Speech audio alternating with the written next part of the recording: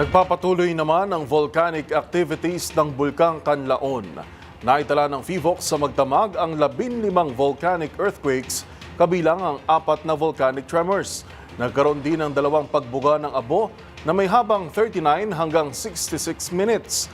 Sinabi ni PHIVOLCS Director Teresito Bacolcol sa DZRH na hindi pa masabi sa ngayon kung kailan kakalma ang bulkan dahil sa hindi consistent na ipinapakita nitong aktibidad. 3 senaryo anya ang posibleng mangyari, kung saan mabagal ang pag-akyat ng magma, mabilis na pag-akyat ng magma na magreresulta ng malakas na pagsabog, at ang pangatlo ay posibleng pagkalma na ng kanlaon.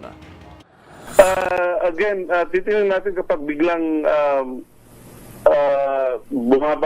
magkaroon ng downtrend ng mga parameters. Right now kasi tumataas, bumababa yung mga parameters natin, so hindi natin masasabi kung kailan.